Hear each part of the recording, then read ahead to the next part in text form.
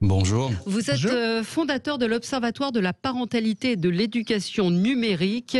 Vous êtes également membre du comité d'experts jeunes publics du CSA. Et ce matin, on est très heureux de vous avoir pour parler de cette loi qui a été déposée par le député du Bas-Rhin, Bruno Studer, qui vise à encadrer les vidéos d'enfants qui se développent depuis plusieurs depuis plusieurs années, sur les plateformes de partage pour protéger les enfants. Hier, on avait un extrait justement qui nous racontait que ces enfants, un son qui nous racontait que ces enfants sont assez nombreux. Est-ce que vous avez un chiffre précis de ces enfants youtubeurs et racontez-nous un petit peu qui ils sont, ce qu'ils font et quel est le problème? Alors, l'éternelle question des chiffres assez compliqués, je vous cache pas, au regard de la taille de l'écosystème. C'est-à-dire que c'est un phénomène qui a pris beaucoup d'ampleur et pour lequel il est assez compliqué au final d'obtenir des chiffres précis et de se balader un peu sur toutes les plateformes pour aller comptabiliser le nombre d'enfants qui sont exposés. Le cœur du problème, nous, on l'a décelé il y a de ça déjà 3 ans, un peu plus même, on surveillait déjà ce phénomène qui nous vient des États-Unis. Faut le rappeler, c'est ce qu'on appelle de l'unboxing à la base, donc littéralement ouvrir des cartons, des boîtes. Et ce phénomène a pris beaucoup d'ampleur il y a de ça quelques années, et du coup, on a décidé, au regard du nombre de chaînes qui avaient tendance à se multiplier, tout simplement de s'emparer du sujet, d'alerter les médias et puis également de déposer des recours en justice. Tout simplement, non pas pour jouer les troubles faits ou tenter une quelconque moralisation de cet espace numérique, mais plus de dire, voilà, au regard des quantités de vidéos qui sont publiées chaque mois par ces familles, souvent à l'initiative de leurs parents, des parents à la base, eh bien, il nous semblait assez intéressant de questionner la question du travail illicite, dans la mesure où ces enfants, en fin de compte, jouent des rôles de comédiens à disposition de leurs parents pour pouvoir faire de la publicité en ligne, appelons les choses par leur nom, et ça nous semblait quand même quelque peu surprenant que tout ça puisse se passer tranquillement alors que les chaînes de télévision, de radio sont soumises à des contrôles très stricts quand il s'agit d'utiliser des enfants à l'antenne, à l'image, que la publicité concernant la nourriture ou les jouets est parfaitement encadrée. Et donc, on a demandé à notamment Bruno Studer, le député, de regarder ça. L'idée n'étant pas d'interdire, mais plus de contrôler et d'encadrer ce travail des enfants afin qu'ils puissent tout simplement encore bénéficier de leur vie d'enfant. Mais qu'est-ce qu'ils font exactement, ces enfants? Moi, j'avoue que j'ignorais. Alors, on va peut-être écouter le son que vous nous avez passé, Gilles, hier, qui C'est un extrait de BFM, auquel également Thomas Romer a participé. C'est un sujet de BFM sur la loi qui est promulguée aujourd'hui, il faut le dire. Il s'appelle Swan et Neo, Gabin et Lily, Elise Magic World, Studio Bubble Tea ou encore Mademoiselle Sabina. Si vous ne les connaissez pas, sachez que ce sont tous des influenceurs. Leur particularité, c'est qu'ils sont mineurs. Mais ils peuvent gagner énormément, jusqu'à 150 000 € par mois. On ne pourra plus simplement faire travailler un enfant sur YouTube sans respecter un certain nombre de règles qu'on doit respecter, observer lorsqu'on fait travailler un enfant dans un film ou dans une comédie.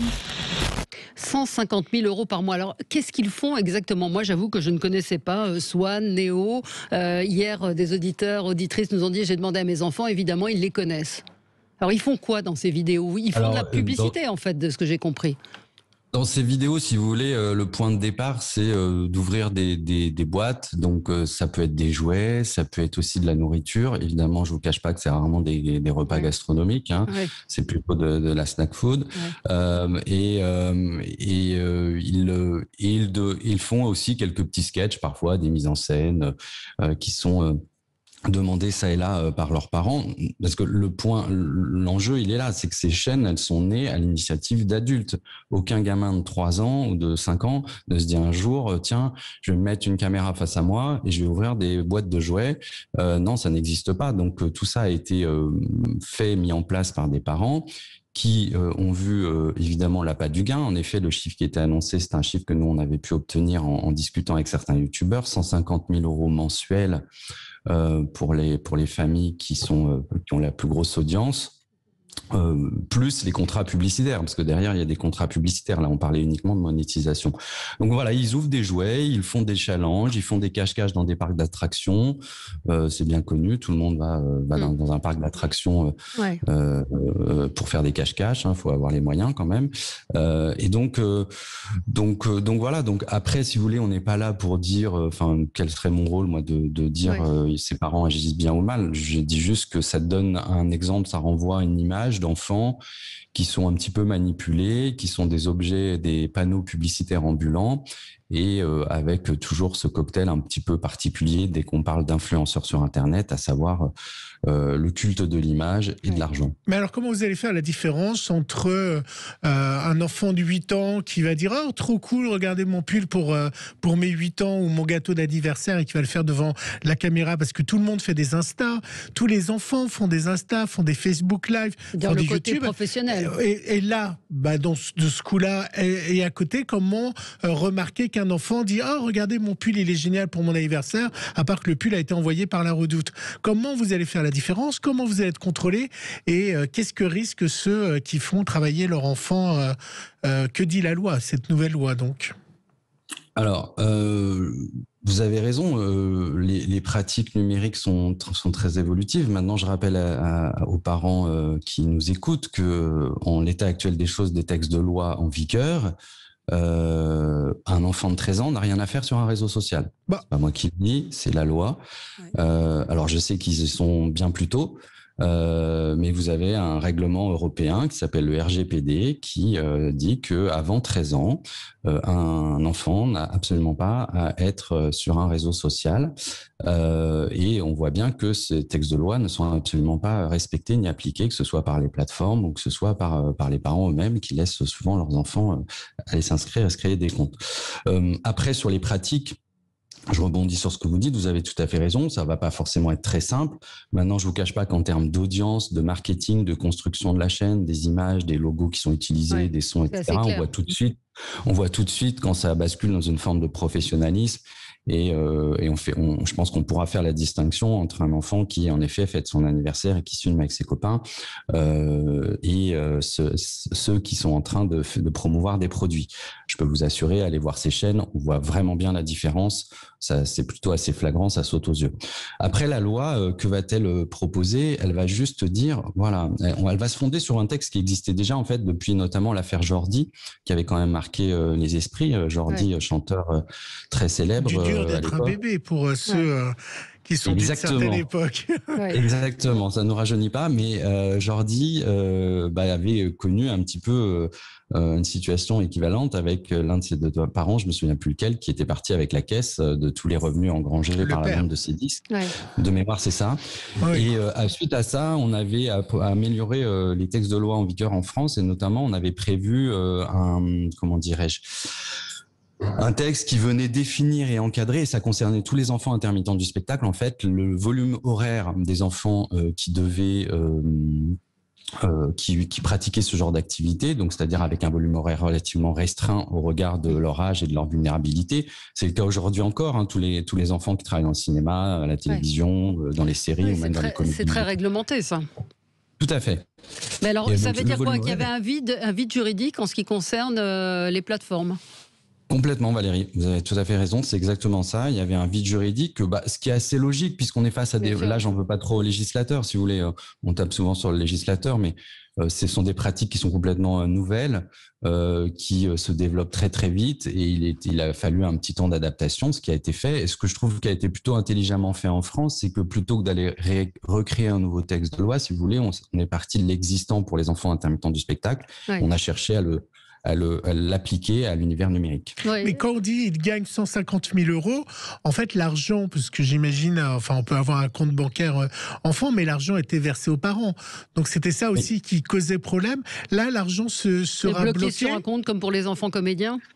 Exactement. L'idée, c'était de reprendre exactement les mêmes dispositions qui existaient préalablement dans le Code du travail concernant les enfants, à savoir de bloquer également l'argent jusqu'à la majorité des enfants sur un compte à la Caisse des dépôts et consignations, ce qui leur permet d'être certains de pouvoir toucher normalement, si tout va bien, l'argent lorsqu'ils sont grands. Et ça, c'est ce qu'on a demandé et ce qui figure également dans la loi. Il va également y avoir des chartes qui vont être mises en place prochainement entre les grandes plateformes et l'État par le biais du CSA pour contrôler, améliorer tout ça. Et nous, ce qui était aussi intéressant, c'est qu'on a vu qu'au final, il y a une espèce de bonne pratique qui commençait à se mettre en place, et notamment YouTube a commencé vraiment à réfléchir et à faire changer leurs conditions générales d'utilisation. Aujourd'hui, quand on crée une chaîne YouTube, on est obligé de dire si la chaîne va s'adresser à un public de mineurs ou non, et du coup, les conditions de monétisation des chaînes varient. Ouais, alors il y a une zone grise qui est celle des chaînes familiales. J'avais lu un article absolument terrifiant, je crois que c'était dans le Parisien, qui racontait l'histoire de cette famille. YouTube avait viré au cauchemar Adrien et Maëva qui auront pendant des années exposé leur vie familiale avec des enfants qui faisaient partie de leurs vidéos, c'est-à-dire qu'ils montraient toute leur vie quotidienne. Et là, ça va être compliqué si les parents se mettent en scène et que ce sont eux qui... Et juste parce que vous êtes également membre du comité au CSA, vous avez une émission qui s'appelle Les mamans et les enfants, c'est-à-dire c'est les mamans de télé-réalité sur... Alors c'est un carton, hein, sur TF6 et sur Sister. On voit la vie des mamans de télé-réalité avec leurs enfants, c'est exactement la même chose. Hein. Les enfants ont 4-6 ans, où vous avez encore les enfants sur TF1 tous les soirs. Vous savez, les grandes familles de 10-15 enfants. Et là aussi, je pense que les parents touchent de l'argent de TF1, mais les enfants touchent pas d'argent. Mais spécifiquement sur YouTube ? En fait, vous avez tout à fait raison. Vous avez tout à fait raison. Aujourd'hui, ces pratiques ont tendance à évoluer très très vite. C'est ce que vous décrivez, Valérie, ce qu'on appelle le vlogging familial. Et en effet, ça se passe pas uniquement sur YouTube, ça se passe également sur Instagram et toutes les grandes plateformes. Des familles qui se filment toute la journée et qui diffusent ça sur les réseaux. Et en fonction du nombre de vues qu'elles obtiennent, reçoivent des sommes plutôt importantes, voire même montent des partenariats avec des marques pour faire des voyages, ce genre de choses. Donc ça, c'est quelque chose qui se développe. Et on en revient, si vous voulez, me semble-t-il, à nous, ce qui va être notre prochain combat. C'est-à-dire qu'aujourd'hui, en France, le droit à l'image des enfants, il est détenu par les parents. Ouais. Et on pense que ce droit à l'image, il devrait pouvoir être quelque part... mis de côté ou suspendu ou confisqué à partir du moment où on estime que les parents font n'importe quoi. Qui a un droit à l'oubli. Ça, c'est dans la loi et c'est plutôt une bonne chose parce que ces gamins qui ont 7-8 ans, parfois moins, vous l'avez évoqué, quand ils en auront 20, 25, 30, on va leur ressortir ces images-là. C'est sûr que pour grandir et se socialiser, voir apparaître des photos de soi sur un pot de chambre, c'est pas toujours très facile pour, par exemple, séduire un petit copain ou une petite copine. On a vu mieux quand même. Et donc, vous avez tout à fait raison. Le problème, c'est qu'aujourd'hui, l'ensemble de ces images, on sait qu'elles ne disparaîtront jamais. Toutes les personnes qui ont été victimes de revenge porn ou de situations comme ça savent très bien, Laure Manodou, c'est très bien que faire disparaître des vidéos, des photos... c'est compliqué sur Internet aujourd'hui. Est-ce que la loi essaye d'encadrer quelque chose qui nous paraît, nous, un peu choquant, mais qui est en fait le monde moderne dans lequel vivent ces enfants? Est-ce qu'on ne va pas empêcher ces enfants d'être avec les outils? C'est une première question. Et une deuxième question, vous savez que Facebook et Instagram a annoncé faire un Facebook que pour les enfants à partir en dessous de 13 ans. Et il va y avoir un Instagram qui va s'appeler InstaKids pour eux. Qu'est-ce que vous pensez des GAFA qui ont décidé aussi de créer des réseaux sociaux spécifiques aux kids? Concernant la volonté d'empêcher, non, parce que si on avait voulu empêcher, on aurait demandé l'interdiction tout bonnement de ce type de démarche. Nous, on a préféré justement laisser faire, parce que je ne crois pas vraiment aux vertus de l'interdiction sur Internet. On sait très bien que c'est toujours des stratégies de contournement qui se mettent en place. C'est pas très pédagogique. Nous, on a préféré promouvoir une solution qui consiste à encadrer et protéger. Aujourd'hui, ces enfants peuvent continuer tout à fait légalement cette activité, moyennant juste le respect des horaires de travail, de pas poster un certain nombre plus d'un certain nombre de vidéos et que les parents s'assurent que les sommes sont bien bloquées à la Caisse des dépôts et consignations et que ce soit déclaré en préfecture. Je pense que c'est pas très compliqué à respecter et ça peut permettre de faire en sorte que voilà, ça ne déborde pas et que ça reste de l'ordre du raisonnable. Oui. Non, allez-y. Parce que concernant la question sur Instagram, je sais pas, j'en ai entendu parler également. Après, c'est la responsabilité des parents aussi. C'est aussi à eux de savoir. Alors parfois, c'est difficile d'imposer des choses ou de résister à la puissance des réseaux sociaux. Mais c'est vrai. Vous savez que la moyenne d'âge d'un portable chez les enfants, c'est 6 ans. Hein. Ah bon, dès 6 ans, ils ont un portable. C'est à peu près la moyenne d'âge. L'étude qu'on a faite l'année dernière montrait 9 ans. 9 ans, mais en tout cas 9 ans en moyenne pour le premier smartphone en France. Et aux États-Unis, c'est 7 ans. Alors c'est peut-être aux États-Unis que j'ai vu. Est-ce que vous avez des psychologues à l'Observatoire de la parentalité et de l'éducation numérique? Qu'est-ce qu'ils disent des conséquences de l'utilisation de ces réseaux sur les enfants? Parce que c'est pas sans conséquence. Quand un enfant est en permanence, il doit regarder le nombre de likes, de vues, ça devient une espèce d'obsession aussi. Alors, ça va paraître étrange ce que je vous dis, mais à l'observatoire à l'Open que j'ai créé, on n'est pas les psychologues qui travaillent avec moi, on n'est pas trop dans l'alarmisme, c'est-à-dire qu'on préfère être dans la responsabilisation. Il y a des choses qui se passent en ce moment dans les espaces numériques, notamment chez les adolescents. On sait que ce sont devenus des espaces de socialisation à part entière. Quand je fais des conférences et que des parents me posent l'éternelle question, est-ce qu'il faut interdire les réseaux sociaux aux enfants, je dis surtout pas. Aujourd'hui, on sait très bien qu'interdire un réseau social à un adolescent, oui, ça va même au-delà, c'est potentiellement le mettre dans une situation de souffrance, puisque aujourd'hui, tous les ados y sont, et ce sont devenus des espaces, des rituels de passage et des espaces de socialisation. Maintenant, il y a une différence entre aller se créer son compte sur les réseaux sociaux et y aller uniquement avec comme objectif d'être connu et de gagner de l'argent. Et ça, c'est vrai que ce type de démarche, plus elle naît tôt, plus on sent bien l'emprise des parents sur les jeunes enfants et leur volonté de leur insuffler cet esprit hyper mercantile qui règne également dans ces univers. Nous, on aime bien rappeler que ce sont avant tout des outils et que tout dépend ce qu'on en fait. Ça permet de générer des manifestations pour la planète où les adolescents du monde entier se mettent bien sûr, il n'y a pas que du négatif. Exactement. Et donc, d'où la nécessité, en fait, des parents de s'emparer de ces sujets et d'accepter et d'embrasser, j'allais dire, cet enjeu d'éducation qui est incontournable désormais. Mais si je fais des gâteaux avec mon fils, j'ai le droit? Ou ça vous dérange? Ah, ça me dérange absolument pas. Vous faites ce que vous voulez. Ouais, vous savez, rien ne me dérange. Ce que je veux juste, c'est quoi? Non, mais vous avez raison d'alerter sur l'exploitation des enfants. C'est le but de la loi. C'est le but de cette loi. C'est une exploitation qui est faite de ces enfants qui gagnent beaucoup d'argent avec la tentation d'aller toujours plus vite, plus loin, toujours plus, quoi. C'est exactement. Et puis, vous savez, votre chaîne YouTube avec votre fils pour faire des gâteaux, vous n'êtes pas obligé de la rendre publique non plus, hein. Vous pouvez la réserver uniquement à un membre de votre famille et tout se passera très bien. Et vous protégerez le droit à l'image de votre enfant. Très bien, merci beaucoup. Merci d'être intervenu ce matin sur l'antenne de Sud Radio. Thomas Romer, donc fondateur de l'Open, c'est l'Observatoire de parentalité et de l'éducation numérique. Et on peut retrouver votre site sur Internet.